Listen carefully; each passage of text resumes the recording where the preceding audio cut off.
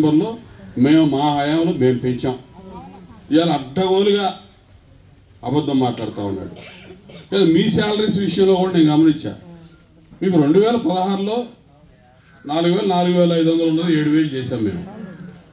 తర్వాత మళ్ళీ 2018లో మళ్ళీ మీరు ఆందోళన చేస్తూ ఉంటే ఇవన్నీ దృష్టిలో పెట్టుకొని చర్చలు జరిపి రకరకాల గొడవలు కూడా జరిగినాయి. అప్పుడు నాకు తెలిసి అసలు నిర్ణయం తీసుకొని నిర్ణయం వెలువరించడం లేట్ అయిపోయేలోపు గొడవ పెద్దదైంది విజయవాడలో. కానీ అప్పటికే డెసిషన్ తీసుకున్నాం. ఆ డెసిషన్ బయటికి చెప్పడానికి లేట్ చేసేసరికి గొడవ జరిగింది. తర్వాత పెంచాం మేము గొడవ చేస్తే పెంచామనేది మీరు అనుకుంటారు. ఓకే, నాకు తెలిసి నేను క్యాబినెట్లో ఉన్నా డెసిషన్ తీసుకొని డెసిషన్ బయటికి ఎక్స్ప్రెస్ చేయడం అనేది లేట్ అయింది. సరే ఏదేమన్నా కానీ 10,500 ఆ రోజున పెంచడం జరిగింది. ఇవాళ ఈ పెద్ద మనిషి ముఖ్యమంత్రి అయినాక మీకు మొత్తం కలిపి పెంచింది 1,000 రూపాయలు. ఇవాళ 1,000 రూపాయలు పెంచడం వల్ల 10,500 11,500 అవటం వల్ల ప్రభుత్వ పరంగా మీకు వచ్చే సంక్షేమ కార్యక్రమాలన్నీ కూడా రద్దు చేశాడు. అంటే ఎంత ద్రోహం చేశాడు, చేస్తా ఉన్నాడు. ఇలా ఓ పక్క రిక్రూట్మెంట్ లేదు, మీకు కొత్త బిల్డింగులు లేవు. నాకు తెలిసి మా హయాంలో 18,000 పైన కొత్త బిల్డింగులు నిర్మాణం చేశాం మేము అంగన్వాడీ సెంటర్స్కి. ఇవాళ వీళ్ళు వచ్చినాక ఏ కొత్త బిల్డింగులు కట్టినట్టు అసలు నాకు కనపడలేదు. ఇప్పుడు మీకే తెలియాలి.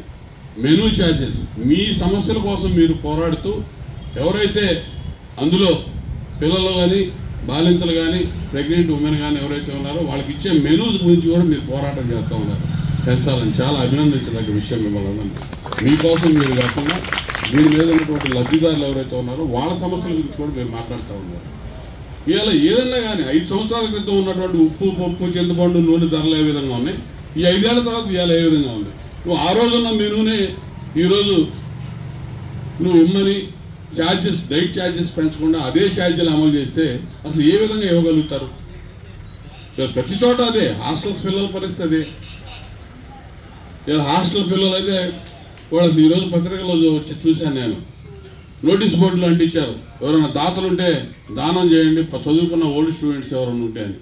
ప్రభుత్వం నుంచి మాకు నిధులు విడుదల కావట్లే, పిల్లలకు సరిగ్గా తిండి పెట్టలేకపోతున్నామని. ఆ పరిస్థితి దిగజారిపోయింది.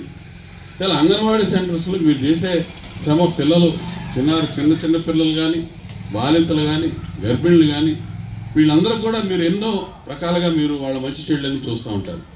కొన్ని ప్రాంతాల్లో నేను ఏజెన్సీ ఏరియాలో చూశాను. నేను మా అరకు పార్లమెంట్ ఇన్ఛార్జిగా ఉన్న మొన్న కూడా భారతపురంలో కూడా అక్క చెల్లెమ్మల్ని నేను పలకరించాను అంగన్వాడీలకి ఇటీవల వారం క్రితం కూడా.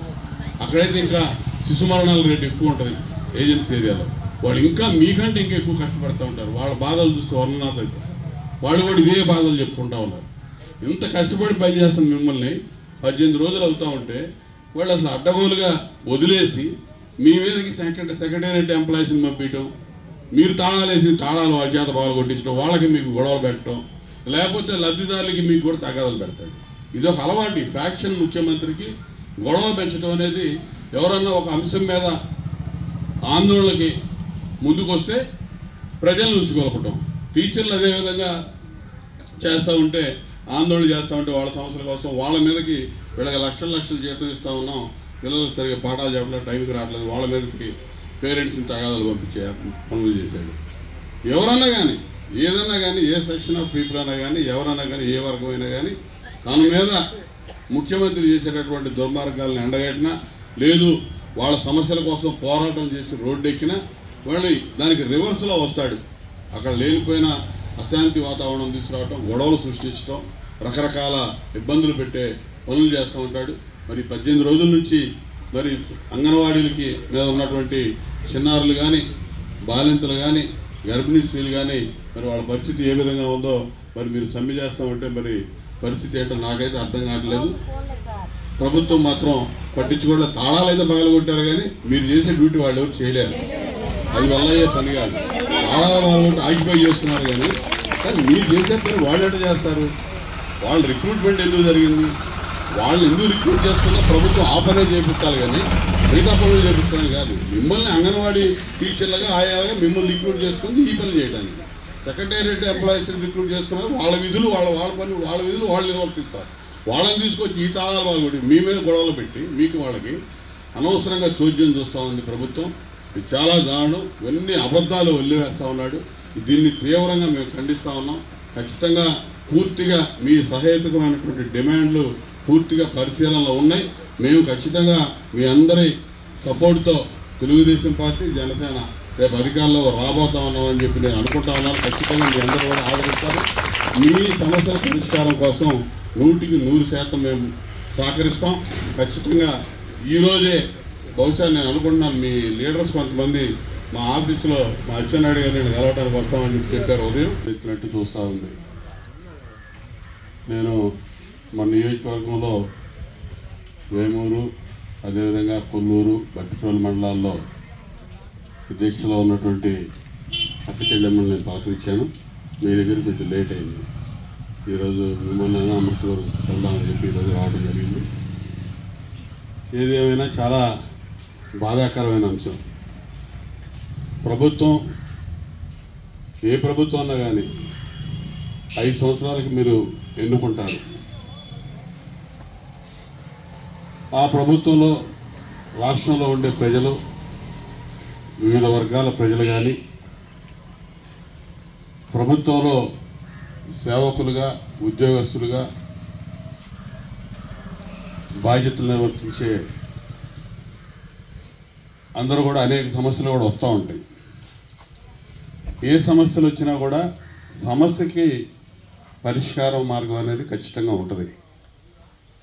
1-10 సార్లు చర్చలే పరిష్కారంగా ముందుకెళ్లాల్సిన బాధ్యత అధికారంలో ఎవరుంటే వాళ్ళ మీద ఉంటుంది. కానీ ఈ ప్రభుత్వం నేను గమనిస్తా ఉన్నా, ఈ 18 రోజుల నుంచి కూడా మీరు చేస్తున్నటువంటి ఈ సమ్మె ఏ విధంగా జరుగుతూ ఉందో, రాష్ట్ర వ్యాప్తంగా జరుగుతున్నటువంటి విధానం మేము గమనిస్తూనే ఉన్నాం. ఎక్కడ కూడా వారికి చిత్తశుద్ధి అనేది కనపట్ల. గ్రూప్ ఆఫ్ మినిస్టర్స్ చర్చలకు పిలుస్తున్నారంటాడు. ఎవడు ఉండడు, వాడు గొప్ప సత్యనారాయణ ఒకడు ఉంటాడు. మరి మిగిలిన మినిస్టర్లు ఎవరో ఆ గ్రూప్లో నాకు తెలియదు. ఒక బొత్స సత్యనారాయణ, సజ్జల రామకృష్ణారెడ్డి కూర్చుంటున్నట్టున్నాడు. బొత్స సత్యనారాయణ చెప్పబోతున్నాను. ఆ బొత్స సత్యనారాయణ మీతో ఏం మాట్లాడతాడో, బయటకు వచ్చి మీడియాకి ఏం చెబుతాడో ఆయనకి అర్థం కాదు, మనకి అర్థం కాదు. ఆ పరిస్థితిలో వాళ్ళ చర్చలు జరుగుతూ ఉన్నాయి. పోనీ చర్చల్లో సారాంశం ఏమైనా సమస్యల పరిష్కారం దిశగా చర్చలు సాగుతూ ఉన్నాయంటే ఎక్కడ కూడా ఆ దిశగా చర్చలు జరిగినట్టు కనపడుతున్నా. ప్రతి చర్చల్లో కూడా ఇందాక చెల్లెమ్మ చెప్పినట్టుగా వీళ్ళు వెనక నుంచి వస్తూ ఉన్నారు. ఏదో చెప్తాడు, అది ఇచ్చాం ఇది ఇచ్చామని అసలు విషయాలు వదిలేస్తూ ఉన్నారు. నువ్వు ముఖ్యమంత్రి కాకముందు ఈ రాష్ట్రంలో పాదయాత్ర సందర్భంగా ఏ హామీ ఇచ్చావు, ఇక ఆ హామీ నెరవేర్చావా లేదా? ముందు ఆ ఒక్కదానికి సమాధానం చెప్పు. అది చెప్పకుండా ఏదేదో మాట్లాడతాడు. మీకు ఫోన్లు ఇచ్చానంటాడు. ఇప్పుడు చూసి ఆ ఫోన్లు పనికి మాలిన ఫోన్లు. చీరలు ఇచ్చానంటారు. 16 కోట్లు చీరలు కొన్నామని చెప్పి చెప్పారు. బహుశా 200 రూపాయలు కూడా ఖర్చు అయితే లేదో నాకు తెలియదు ఆ చీర. వాళ్ళ లెక్కలో మాత్రం దాదాపు అది 1500 1600 రాసుకున్నారు. ఎవడు తిన్నట్టు ఈ డబ్బులన్నీ? మీకు అంగన్వాడీకి సంబంధించినటువంటి బడ్జెట్లో కేటాయించిన డబ్బులు వీళ్ళు పందికొక్కులాగా మేయటానికి పనికొచ్చింది. మీ చేతికి మాత్రం రూపాయి ఇవ్వటానికి పెట్టడానికి చాలా ఇబ్బంది పడిపోతా ఉన్నారు. ఇలా శాలరీస్ పెంచే విధానం మీరు అన్నారు, కనీస వేతనం కావాలి మాకని. సరే, దాని మీద ఏం చెప్తాడో, గతంలో ఏం చెప్పాడనేది ఒకసారి ఆలోచన చేసుకోవాల్సిన అవసరం ఉంది. అసలు మొన్న జరిగిన చర్చల్లో అయితే ఇప్పుడు దాకా అసలు ముఖ్యమంత్రి దృష్టిలోనే ఈ సమస్య లేదన్నట్టుగా మాట్లాడారు వాళ్ళు.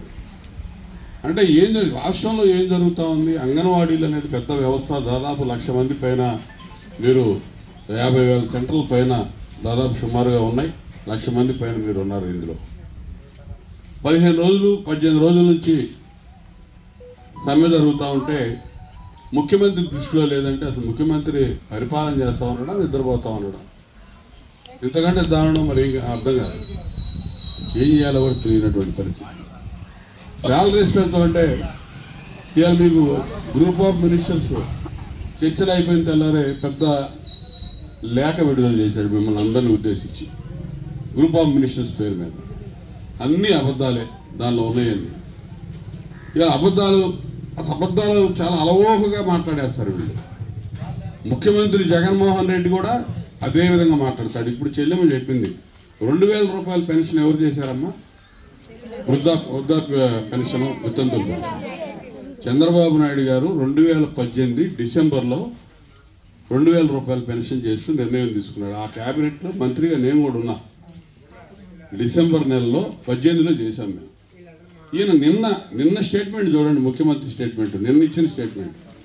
చంద్రబాబు నాయుడు హయాంలో 1000 రూపాయల పెన్షన్ ఉండేది. నేను వచ్చినాక ఈ రోజు రేపు 1వ తారీఖు నుంచి 3000 చేయబోతా ఉన్నా. ఈ మిగిలినంతా 2250, 2500, 2750 మొత్తం నేను పెంచి నేనేం చెప్తున్నాడు. ఇది ఆనంద్ బాబు గారికి, అలాగే మన జనసేన పార్టీ నాయకులు గారికి, టీడీపీ నాయకులు గారికి, గ్రామంలో ఉన్న పెద్దలందరికీ మా హృదయపూర్వక నమస్కారాలు. మేము ఈరోజు 18వ రోజు నిరవధిక సమ్మెను కొనసాగిస్తూ ఉన్నాము. 12వ తేదీ నుండి మేము సమ్మెలు ఉన్నాము. అలాగే మా డిమాండ్స్ కోసమని చెప్పి ప్రతిసారి సజ్జల రామకృష్ణారెడ్డి గారు, బొత్స సత్యనారాయణ గారు ఇదేదో ఆడుకుంటున్నట్టుగా ఆడదాం ఆంధ్ర అనే టైప్లో ప్రతిసారి అంగన్వాడీ అక్క చెల్లెమ్మలతోటి ఆడుకుంటా చర్చిలకు పిలుస్తున్నామని చెప్తున్నారు. మన అమ్మోళ్ళైనా ఎవరైనా కానీ ఓ ఆనే అక్షరాలు నేర్పించారు. ఏదర్థండి అక్షరాభ్యాసం అనేది ఏది జరిగినా కానీ ఆ తోటే ఏ తోటే జరిగింది. మేము ఇచ్చిన డిమాండ్లు మొత్తము కూడా 11 డిమాండ్స్లో ఫస్ట్ది మాకు జీతాలు పెంచండి అనేది మేము ఇచ్చాము. అయితే మాలో మేము 16 యాప్లతోటి 96 ఉద్యోగుల వారిగా జనవరికి వచ్చేసరికి 3000 చేస్తామని చెప్పి వారు మాట్లాడి ఉన్నారు. ఈ విధంగా ఇదే చెప్తున్నారు. మరి ఇక్కడ ఉన్న అంగన్వాడీ అక్క చెల్లెమ్మలు, అందుకని మాకు ఆ సమస్య అనేది వద్దని మేము పక్కన పెట్టాము. ఆయన వచ్చేసరికి ఇప్పుడు ఏం చెప్తున్నారంటే సంతోషమే, ఆయన ఫోన్లు ఇచ్చారు, చైర్లు ఇచ్చారు. సార్ అమ్మ ఒక ఫోన్ చేస్తే మన సార్ గారికి కాబోయే అన్న మీ చెల్లెలు అన్న 85 కోట్లు ఇక్కడ ఉన్న వాళ్ళందరూ మా అన్నలు తమ్ముళ్ళు అనే ఉద్దేశంతో, మా తండ్రులు అనే ఉద్దేశంతో 20,000 కోట్లు ఖర్చు పెట్టాము. 16 కోట్లు ఈ చైర్లు వచ్చేసరికి 80 రోజులు మేము పంపిస్తారా? నాకు కడుపు మండి 18 రోజుల నుంచి అన్నా ఇక్కడ మేముంటాము. మా వాళ్ళందరూ కూడా ఈ రోజు వరకు కూడా అలా ఎన్ని కష్టాలు పడి వస్తున్నారంటే రోజుకి 50 రూపాయలు ఛార్జీలు. ఆటో నిండా ఒకే ఆటో మాట్లాడుకుని 20 మంది ఎక్కువ వస్తామన్నా. ఇప్పటికే భారీ 3 ప్రాణాలు ఈ ధర్నా వల్ల ఇదైపోయింది. మా కోసం తర్వాత ఒక ఆయమ్మ గారు, ఓ టీచర్ గారు,